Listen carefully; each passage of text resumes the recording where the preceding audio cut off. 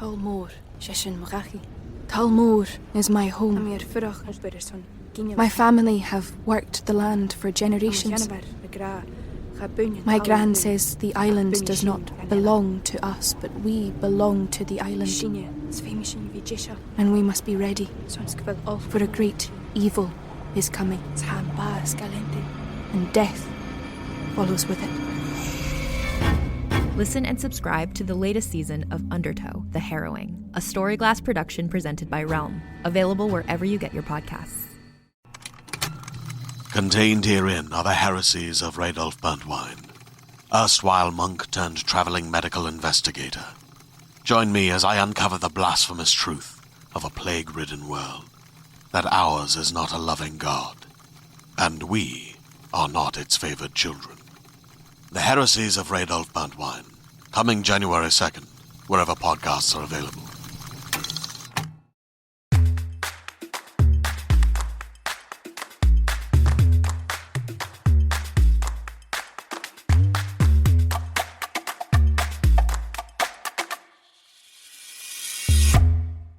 Hello, world, and welcome back to another episode of Thanks for Coming In. I'm your host, Jillian Clare. It's been a crazy few days with the election and my dog. I recently mentioned that she was diagnosed with cancer, and I thought I had a little more time to find a doctor that I liked and trusted, and it got bad quick, but I found a guy that was amazing. If you need a surgeon out in Southern California, hit me up because I got your back. He is incredible. He got all the cancer out. I'm so thankful. I still don't have her home. She's recovering at the hospital, but I'm happy to report that she's going to be okay. Makes me very excited. I truly thought that I was going to lose her there for a second, and man, it was rough. Her surgery happened on Election Day, November 3rd, and I thought I was going to jump out of my skin that day, truly. I waited till about 6 o'clock to record this intro because I thought that, maybe we'd have the results. We still don't yet at this point when I'm recording it. Maybe when you're listening to it, you'll have the results. I'll have the results. Everyone will. And look, we knew this was going to happen. We knew that it was going to take longer than normal because there was so many mail-in ballots, because of the pandemic, because people were taking precautions and voting early. We knew that this is how it was going to shake out. And, I was prepared. I know some people weren't, and some people were up late freaking out, but I was prepared for this. And it's going to be okay. I have faith. I think Biden's going to win. I hope so. I think he is, though. I think we got it, guys. I think we did it. Anyway, today on the show, we have my good friend Matthew Underwood. You know him best from Zoey 101. He's a solid dude, and I'm excited for you to hear our conversation. So here it is. Everyone, welcome my friend Matthew Underwood. Hey, how you doing? I haven't seen you in so many years. How is life? It is amazing. I mean, we could probably count the amount of years on more than a single hand, which is like too many hands for me.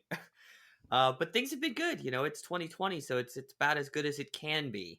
Mm-hmm. Yeah, I feel that. I was going through an old external hard drive the other day, and I found photos of us from like 2008, 2009. And it's just hysterical looking at like our teenage years. There's photos of us in a parade somewhere. I don't know what's going on in it, but It's bizarre. Yeah. Apparently we were in a parade together. I don't remember that. We did so many things growing up together that some of them kind of mesh. I know we did a lot of like walk runs, and we did a lot of like charity events. So like I have like a lot of memories of us wearing different charity t-shirts. That's probably my number one thing. Oh my God. And remember, we'd all used to like write on each other's shirts on the back of them and just write like obscene things and try to hide it from all the children we were around. God. Yes. I still have a lot of those shirts, I'm sure. Oh yeah, I have them probably in like one of those boxes that's like charity memorabilia. Yeah, exactly. One of the ones my mom was like a saint for actually saving for me, because everything I tried to save, it didn't last very long. It didn't last. No. Yeah. It was pretty funny though, looking at all those photos. We look so young, first off, and I feel like I've known you for my entire life, which is pretty on point. Oh yeah. I know, it's been so sad. I've known you for, I mean, I would say about more than half my life. I think I could confidently say I've known you for at least half my life. Yeah.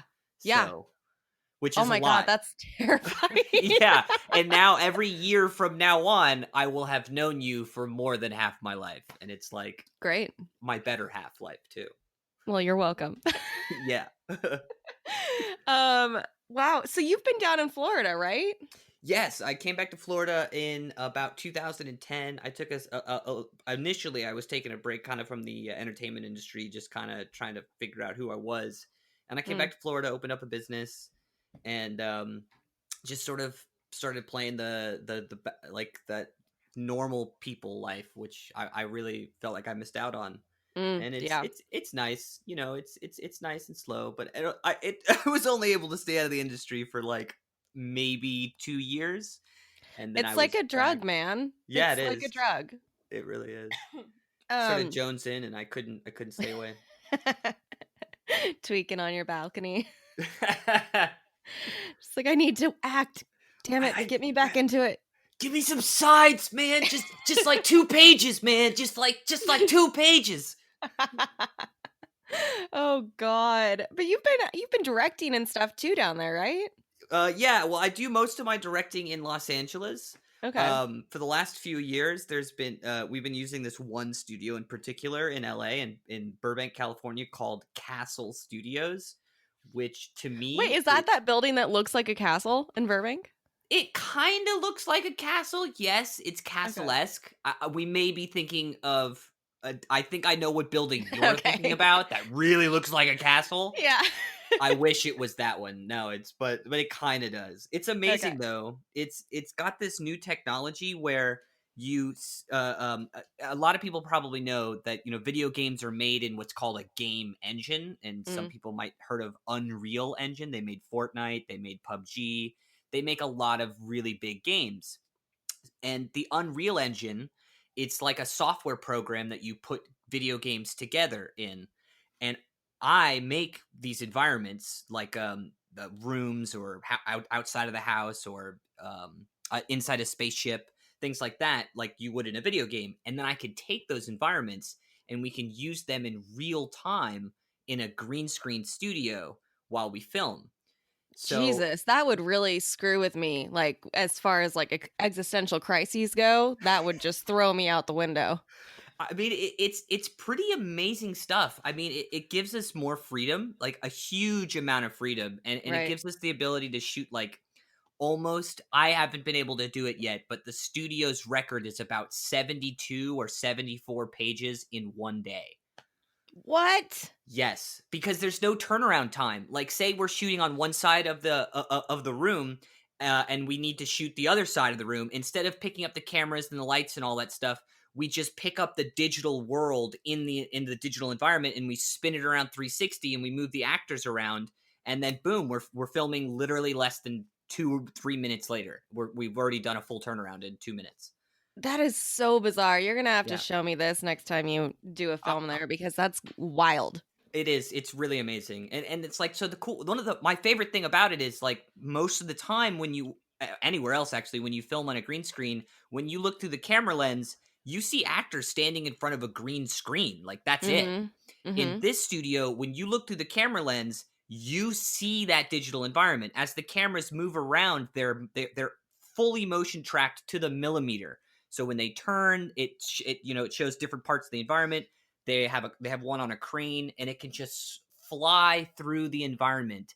And in real life, it's just, you know, flying through a green studio. But when you look at the monitors and you check the tape, they're flying through a cave. They're, you know, coming up through a window into the classroom to film for the scene to start. The freedom that you get is just incredible. I love it. I've been obsessed. So. Yeah, I can tell. That's good. It's good that you found like something that you love and something that's, you know, inspiring you to create more. That's really great. Yeah, that's the key, really. Just find that inspiration.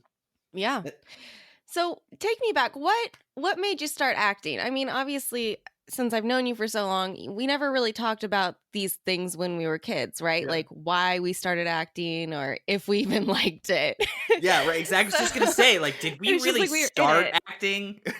Yeah, it's just like we were just doing something and it was just there. So why did you start acting? What did you love it? Did your mom say, Matt, you're gonna go act? Or did you say, Mom, I want to go act? Well, it was a combination of the both, actually. Like, I started when I was 6 months old. I couldn't even Jesus. walk. Yeah, right? I couldn't even walk yet. My mom carried me in, like, sailor costumes and stuff down runways at like, the mall for beauty pageants, and Gorgeous. I won all of them, obviously. And, Obviously. obviously. And my mom got me into plays as soon as I could walk and talk. But when I started kindergarten, my mom thought it was a better idea if I were to, step back from that and just focus on school and try to make sure that I understood at the very beginning of my education years that education is number one. Mm. Anything else comes second. So she took me away from the acting for a few years. I think it was maybe like 2 years. Because I was about 8, almost 9 years old, and I saw an ad in the newspaper for an agent who was looking for actors, and I ran up to my mom and I was just like, "Oh my gosh, we've got to do this," and she was just like, "No." And I was like, "Oh my gosh." And she tells the story as if like I twisted her arm until she drove me down there. But like I just convinced her with my cuteness and amazing acting chops, and she was like, "Yes." So Those puppy dog eyes. Exactly.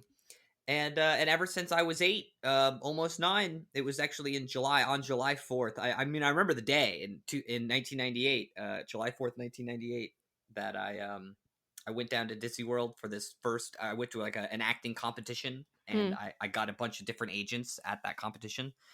And the agent, one of the agents that I got, I have actually 2 agents that I got there, but the one I got and signed with immediately, I still work with today. She's my exclusive agent today. What? That's Yes. wild. Yeah. I've been through so many.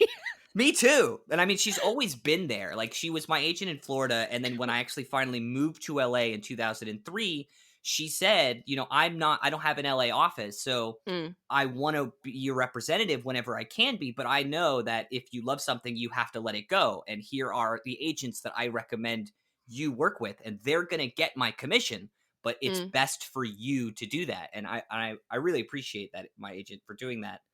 And yeah, that's unheard of. An agent who actually right? is looking out for their clients instead of just wanting money. What? Exactly. Yeah. I mean, that? she's a heart of gold. Lauren Green and Lauren and Tammy Green, they're sisters actually, with the Green Agency. Cute. Yeah. And then the other agent that I met at this competition when I was 8 was CESD, and at the time CED, and they're the ones that got me on Zoey 101.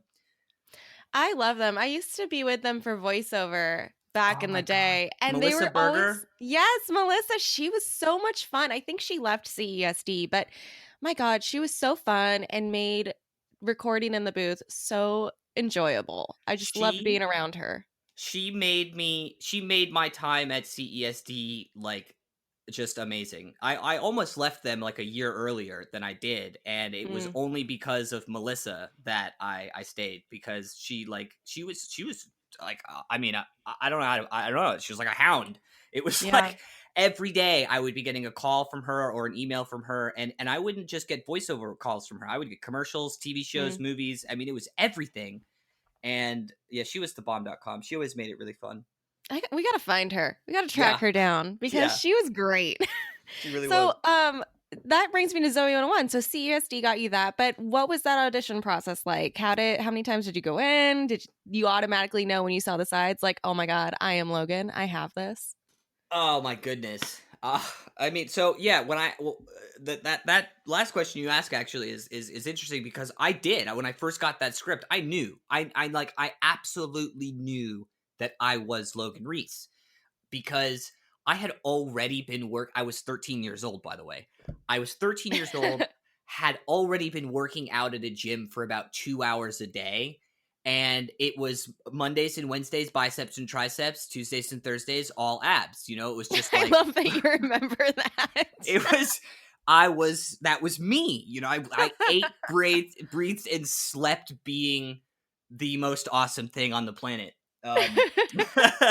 And so when I went to audition for it, it was just a bunch of fun. I was just, I felt really comfortable. I was having a good time. And I think the casting directors saw that, and they brought me back 7 times. My God. One well, time. Nickelodeon does that, man. The audition process with Nickelodeon is one that's just like unrivaled, truly. Yeah. It's so long and so difficult. I think, it's anything that's nothing great ever came easy. That's one thing I've always tried to remember, and especially with stuff like that. And when you're working with kids, you've really got to put them through some tests, because people can especially be on when their best it's like behavior. that age. Yes. Like 13 is like one of those ages where it's like you're either going to be great in a couple years or you're going to suck. It's like it's more like when you're like that 17, 18 age when you're still doing that and you're like, "Oh God, come on guys, please just trust me once. Just trust me." Please. Yeah. I mean, I work with kids now, so I mean, my first year after directing projects with kids, I would say it dawned on me how much I already had respect for Dan Schneider, the creator of Zoey 101 and iCarly and all these things, but my respect level went up by like 10-fold, because I was like, wow, this kid, I remember doing that, and now I am so annoyed with this kid. I have to keep a smile on my face. I've got to have fun. We got to make it educational at the same time, so that they actually want to learn from it and not just feel like they're having a boring or a rough time being scolded by the teacher. And Dan, he made every experience super awesome. He leveled with us whenever we needed him to. And I learned a lot from my experiences with him, and I use a lot of what he did as I work with kids today. I mean, I get it. But it's interesting too that you say that, because when I was on Victorious, it was Dan, and then the director was Steve Hafer. And Steve, I'm sure you worked with him on Zoey. Gosh, yes. So before I directed To the Beat, I went to Steve and I said, "Hey, do you have any tips?" And he sat down and had like a full-on conversation with me. I ended up doing shadowing him on Henry Danger last year for an episode. But it's interesting that those are the things that stick with us, right? Like you learn so much from Dan, and I learned so much from Steve. And it's like when you're sitting there young and impressionable and you're watching these powerhouses and how they handle things, it really does get into your brain, and you kind of see it all and you're like, oh, wow, that's how I can do things. Yeah. Oh yeah. And Steve is just, I mean, he's definitely an amazing director He's to incredible. Take from. Yeah. He was a huge amount of fun. I love the directors that love to have fun. Like they're serious, but they love to have fun too. They can play the best of both worlds. Yeah, it's true. It's true. As a podcast network, our first priority has always been audio and the stories we're able to share with you. But we also sell merch, and organizing that was made both possible and easy with Shopify. Shopify is the global commerce platform that helps you sell and grow at every stage of your business, from the launch your online shop stage all the way to the did we just hit 1 million orders stage. Whether you're selling scented soap or offering outdoor outfits, Shopify helps you sell everywhere. They have an all-in-one e-commerce platform and in-person POS system, so wherever and whatever you're selling, Shopify's got you covered. With the internet's best converting checkout, 36% better on average compared to other leading commerce platforms, Shopify helps you turn browsers into buyers. Shopify has allowed us to share something tangible with the podcast community we've built here, selling our beanies, sweatshirts, and mugs to fans of our shows without taking up too much time from all the other work we do to bring you even more great content. And it's not just us. Shopify powers 10% of all e-commerce in the US.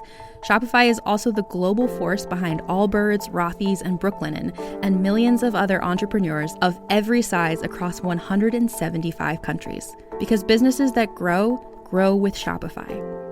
Sign up for a $1 per month trial period at shopify.com/realm, all lowercase. Go to shopify.com/REALM now to grow your business, no matter what stage you're in. Shopify.com/realm.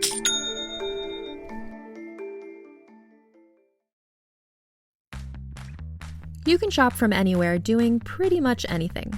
You might shop while working, eating, or even listening to this podcast. And however you shop, we all know and love the thrill of the hunt. But do you also know how to get the thrill of the best deals? Because Rakuten shoppers do. With Rakuten, they get the deals they love with the most savings and cash back. And you can get it too. Start getting cash back at your favorite stores like Sephora, Nike, and even Expedia if you're looking to get some travel in. And getting cash back doesn't mean you have to miss out on sales because those can just be stacked right on top. It's easy to use and based on a simple idea. Stores pay Rakuten for sending them shoppers, and Rakuten shares the money with you as cash back through PayPal or check. Download the free Rakuten app and never miss a deal. Or go to Rakuten.com to start getting the most bang for your buck. That's Rakuten.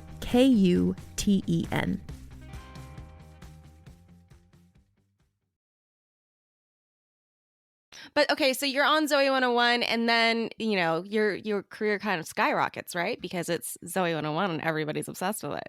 Yeah, I would say my career publicly skyrockets. So I mean, like, a lot of people know who I am all around the world after I got on the show. But I will say it might happen more with kids, but I find it a little interesting that when you're on a show or something, that's one of the only things you can do for the time being. Right. But doing some other stuff gets a little difficult. And I had a few experiences where I wanted to read for something my friends were reading for, and I just couldn't because it was, either a different TV show or it was for Disney. Oh my goodness. Yeah, don't do that. Actually, I worked for Disney a couple times while I was on Zoey 101, while I was actively filming for Zoey 101. That's amazing. Yeah, how'd you pull that off? It was voiceover work, so technically okay. They couldn't keep me from doing it. You're right. Yeah, I remember there's somebody who is, I'm not gonna call him out, but there's somebody who was on Victorious who, after the first like 2 or 3 episodes, he went and did a movie that was R-rated. And it became like a very huge movie. And I remember talking to somebody on the show and they were like, yeah, I can't believe he was able to get away with that. But I mean, obviously his scenes weren't like R-rated, but he said a curse word or something in it. It's just like, it's a funny comedy movie that but I remember thinking, how the hell did he pull that off? Because I would have 100% Nickelodeon would have shut that down if they knew. Oh yeah. Oh my goodness. Oh yeah. Definitely. Well, it also depends on I don't want to bridge too much information to kind of give away who it is. So I won't. But there's some different variables involved that kind of keep somebody from being able to work on this or work on that. Yeah. So yeah, it's true. But they're a good show. They're a great company. I remember when I was there last year, it's just like everyone's so fun and it just feels more like a family than work over there. It really does. I mean, to the point, we filmed the Zoey 101 cast got together last year, this time last year, and filmed on All That. Fun. It was a lot of fun, and the crew that films for All That is almost the exact same crew as that filmed Zoey 101. Yeah, and they all just stay. They're just one big happy family, and they film right next to Henry Danger, and so. It was half of the Zoey 101 crew was on Henry Danger and half of the Zoey 101 crew was on All That, and it was like I would be able to count on 2 hands max the amount of people that weren't there from the Zoey 101 sets. And by the way, that studio is amazing. Can we talk about the crafty that they have, because that is insane. It's just amazing. That's my favorite part of the set. Basketball hoops in it, it's so cool. That whole hangout area at that studio they have now is so freaking dope. It is amazing. I it's hard to get me away from craft services whenever I'm on set. So that's where I was hanging out the whole time. Well, especially when they have gourmet food 24/7. They're just filling shit up all day, and you're just thank you so much. I'm starving. We had Thanksgiving. We filmed on the week of Thanksgiving, so we had a Thanksgiving meal for lunch. One day we were filming. Yeah, I think it was their Thanksgiving day where the crew spent Thanksgiving together. And it was just all day though. It was just nonstop Thanksgiving food, food, and it's just oh my gosh, the tryptophan. How? You're like, I'm sorry, I just can't do anything else. This turkey, man. Oh yeah. So what's going on with Zoey 101 now? Y'all have posted some stuff. The song came out again, a remix or a cover or something, but what's going on with it? Come on. Yeah, okay, so I mean I can't spill too many beans. Obviously, I'm not really allowed to give away all the secrets. But we're working on it. We're developing the concept for a reboot. We've got a few I wouldn't say deals. I don't like to call things deals until I have, a check. So, we've got some deals worked out that are that make it more for young adults. That's not, it's going to keep it from being, super super childlike, which was that was really big for me. I love working with kids, and I love, I act like a kid all day, but there's just something about our characters grew up as kids, and kids were watching it 10-15 years ago. So Right. they're adults now. And Mhm. yeah, like we can like they could try to make a show on Nickelodeon again where it's for kids. Maybe it's a new generation of kids and some of the characters are involved somehow. But You're back as the PE teacher. right, yeah, something like that, or like maybe the modeling coach, because Logan, I don't know There how you good go. he was at PE, but he always looked good, that's for sure. Um, but so we had a lot of conversations over the last year, trying to talk about how we would want, because like what we think, it doesn't really get too much done. It's really about what Jamie and the producers are able to get done. But Mhm. they asked us like what we thought our characters would be doing, and what we think would be most relatable. Would it be a better show if it was kids with us around just helping the kids, or would it be a better show if it was us as adults and where we were? And Mm. it was pretty unanimous. Like there are a lot of funny jokes that could be had if we're like teachers, but it was unanimous. Everybody wants to Right. see where they went. Exactly. I mean, if you're going to do a reboot of a show, make it about those characters again, because those Yes. characters are what sold it in the first place. So why change the formula? Honestly, to be totally real, the characters and the actors, and I'm not trying to toot my own personal horn, but the actors were they were the show. Like Yeah. yes, it was PCA that was on a beach in Malibu, and it was a great school, but we have an energy together that is so authentic and so fun, and it like I hadn't seen some of the cast members in about 10 years, and Mm. it was like within a second, it was like we were on set yesterday, and the energy is just so infectious. My mom, when we were growing up doing the show, she always made it important to mention, like, she always says, why Friends is so successful, because they're actually friends. And so She's right. she's right, and she would say that to all of us all the time, and we were actually friends, and I think that it showed so clearly and so authentically to the audience that it's just infectious. The fun that we have together is so infectious. The fans deserve for us to do that again. Mm. I'm excited to see what happens. Hopefully something does. Oh, me too. I mean, there's so many storylines that like the Quinn and Logan storyline. Just last week, we were all on a Zoom call together trying to come down into terms with how like their relationship could be evolving, and like what some of the thorns might have been that have arisen in the relationship. Oh my goodness. The amount of It was hilarious. The amount of ideas that they came up with bounced off of us, and we were dying. I was crying. Oh my God. I just can't wait to see what they actually come up with, like what they finally say, like this is it, you guys are together, or this is it, you guys aren't, and I have to like get a bulletproof vest because the fans will shoot me if I am not with Quinn. Well, because obviously it would be your fault. Of course, it's always my fault, especially after I did an interview and I was just like, "Oh yeah, Logan is like totally using Quinn," and they were like, the fans went nuts. I like almost had to delete my Instagram because it was so bad. Yeah, It's wild to me how people can be like still so obsessed with something that's, like what, 12, 13 years old? yes, yeah, it's true. But I mean, just think about this. What if tomorrow you heard, and I'm not really making the comparison there, I'm just saying this analogy. What if you heard that Fresh Prince of Bel-Air was going to be rebooted?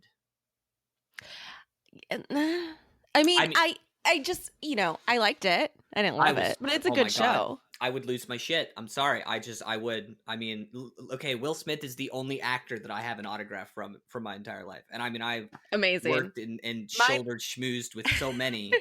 But I cried. I literally cried. And I didn't ask for it. I did an event with him, like a film festival, and I was organizing a bunch of the like bowling with kids.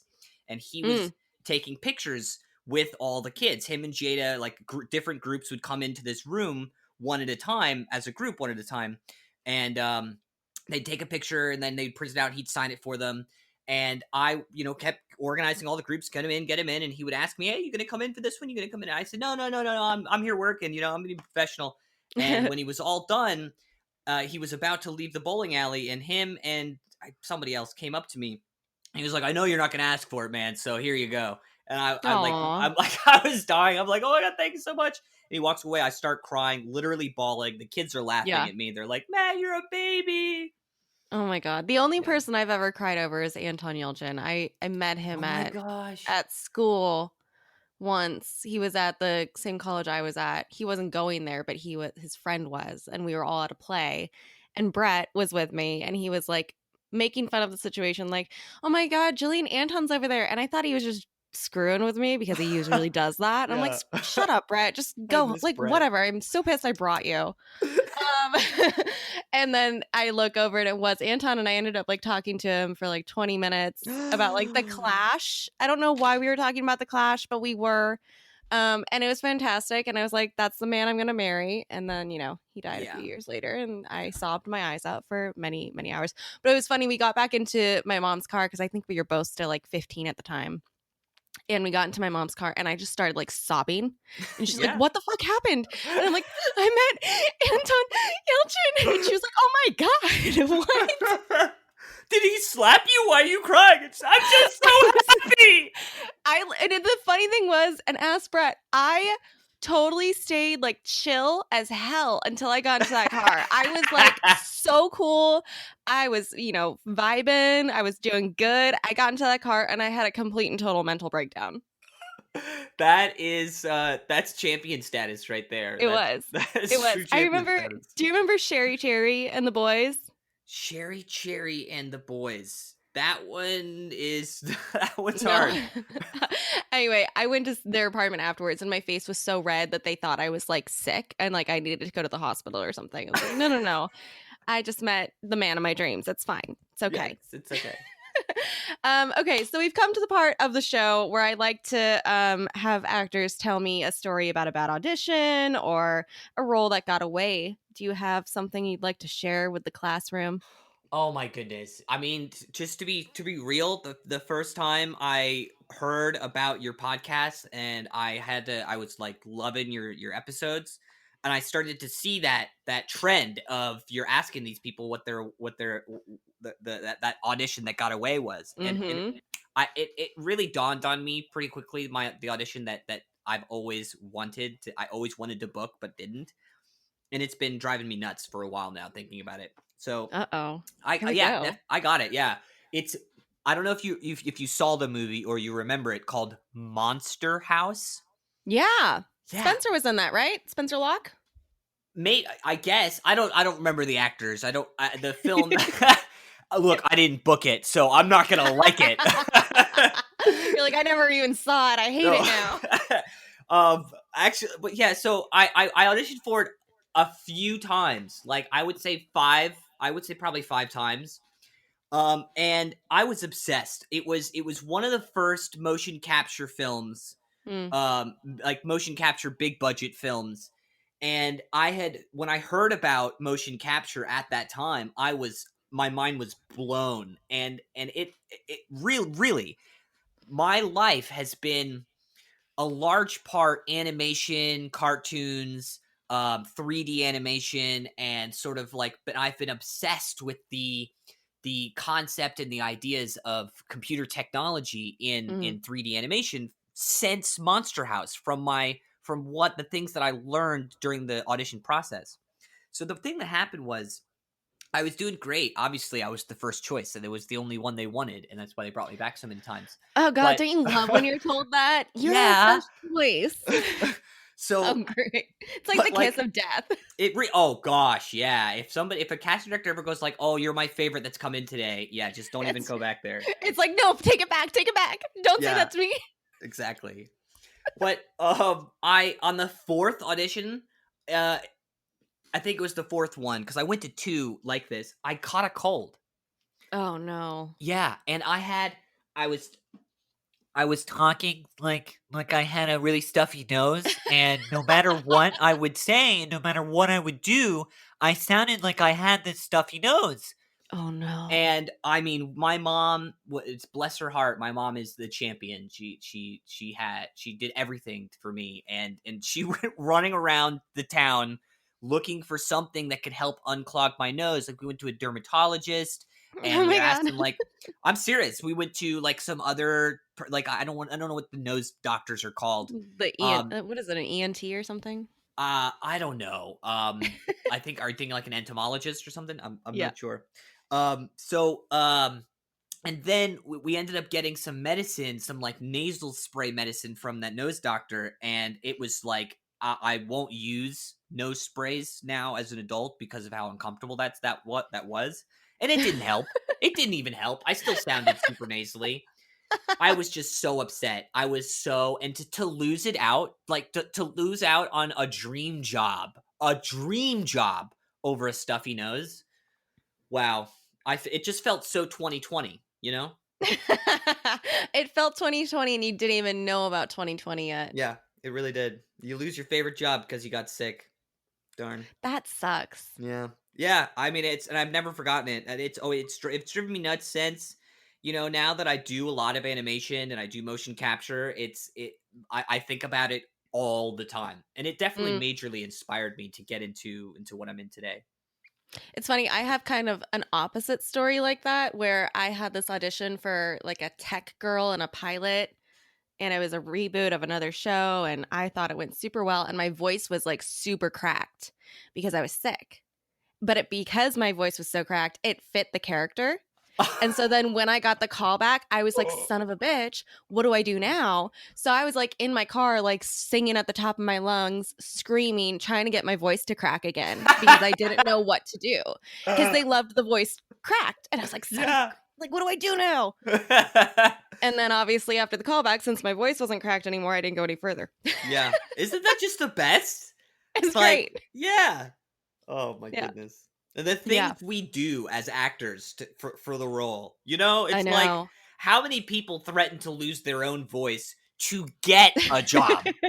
I mean, like maybe to lose their job, maybe, but not to get the job. It's true. Have I ever told you this story? I did this indie film called The Kitchen, like, I don't know, 9-10 years ago. But the role was like a Phoebe Buffet, like super kind of out there and whatnot. And I was like, they're never going to hire me if they just see my sarcastic ass walk in. Like, it's just not going to happen. So I went in as the character, and then I ended up booking it. And I was like, I called my manager. I was like, what do I do now? Because they think I'm a total dimwit. And he was like, well, just be yourself now. And I was like, okay. And I got to the wardrobe fitting, and I was like talking normally and not in the voice that I had used. And the director comes up to me and goes, so I hear you totally fooled us all, and you like Shakespeare and shit. Like, what's happening? And I was like, oh yeah, sorry about that. I just really liked the movie. That's great. I mean, that's skills right there for you. If I was the director, I would be extremely happy to know that I was just totally fooled. It works sometimes. Sometimes you can pull it off. Like, sometimes there's roles where you're just like, oh, I can totally pull this off, and they'll never know. Oh, yeah. And then there's sometimes when I think I can pull it off, and then I go and I read it for somebody else, and they're like, what are you thinking? Like, you do not sound British in that. Those are the choices you're going to make? Are you sure? Are you sure? That's my favorite critique. Can I just say that? Are you sure that's the right choice? I'm like, wait, what does that mean? Do you like it or not? Is there another choice you want to offer me, or what's happening here? What's happening here? Oh my gosh. Well, thanks so much for coming on the show. How can people follow you on social media? Oh, well, they can follow me on Instagram at Underwood, I believe. Yeah, at Matt Underwood. And then you can also find me on TikTok. I just made a TikTok about a month ago. I know. But I'm being taught how to use TikTok by actually I got an interesting story. I think another minute. I got pulled into TikTok by ex-girlfriends who they started making TikTok videos about like our past relationships, and I'm sorry to say this, I may have cheated on a couple of them at the same time. I like only kissed them or like took them to the movies. I was no player. I was a virgin until I was like 18. So, but nonetheless, they started spilling tea on TikTok and it went viral. There were millions of people that were watching these videos. Yeah, my agent called me and she was like, "Matt, is this true?" And I was like, what's their names? And I'm like, "Oh yeah, I knew those girls." And she's like, "Do not respond. Do not even make a TikTok." And I was like, "Okay." So then I hung up and I like made a TikTok and then I like responded to the videos. And I mean, they're my friends, these girls. So it's like now they teach me how to use TikTok, and I think I'm doing pretty well. You guys should totally check it out. It's Matt D Underwood. At Matt D Underwood. That's hysterical. I started a TikTok like, I don't know, end of last year. I don't know. I started it and I like put up my movie trailer because I thought that's like what you did. I'm like, oh, it's like Instagram. I'm just gonna put this up. And it's the only thing I've posted. I watch TikToks now because I got into it a couple of months ago and my friend Lindsay like forced me to. Aren't they good? It's great to watch. I love all the political ones because that's just what I follow. That's my brain where it is. That's where it's at, but it's great to follow. I don't think I could ever make one though. It's not the easiest thing in the world. I found my forte with TikTok. I kind of had to step away because we're doing the Zoey 101 release, so I'm like kind of focusing on the Zoey 101 content. Yeah. But I'm doing educational videos, so I'm not like just doing dancing and doing stupid moves. And I can't. I can't do the dancing thing. That's not gonna happen. Oh my goodness, my most recent TikTok is me doing the dancing thing. Sadly, oh god. But it's good. You know, I look really, really good in it. I have to say, it's just like a superstar. Oh Jesus. Yeah. What's his name? That does that song? Happy. You know. Oh, Pharrell Williams. Yeah, Pharrell Williams. He better move over because I'm bringing in the moves. Oh goodness. Okay. Well, you heard it here, folks. Watch out, Pharrell. Matt's coming in. Yeah. Well, thank you so much for coming on the show. I hope to see you next time you're out in LA. Oh, we have to make this happen. I cannot go back to LA again without seeing you. I know. It's disappointing. I'm so disappointed in you. Yeah. All right. We'll talk soon. Yay. Bye. Thanks again to Matt for coming on the show. I'm excited to see if there's going to be a reboot. Everybody, keep your ears open. Let's see. Let's pray that they bring the show back. Get the gang back together. Tune in next week. I have Dee Dee Pfeiffer on the show. She's in the new show called Big Sky. I'm super excited to see that. Until then, make sure you're subscribed to the show wherever you're listening to it now, and you can follow us on social media if you want. Those links are in the show notes. Tell your friends, tell your family, tell your dog to tune into the show every Thursday. And as always, thanks for coming in.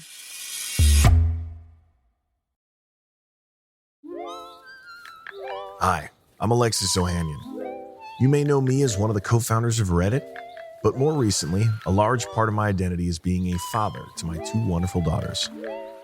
In my podcast, Business Dad, I'm hoping to open up the conversation about balancing careers and family. The one thing I constantly hear successful people say, without fail, is that they wish they'd spent more time with their kids. That's time no one can get back. So I decided to create Business Dad to engage in the conversation about how we're spending our time now, providing a forum for successful dads to share their joys and challenges of being a working parent. You'll get to hear from a wide range of business dads, from Rainn Wilson and Guy Raz to Todd Carmichael and Shane Battier.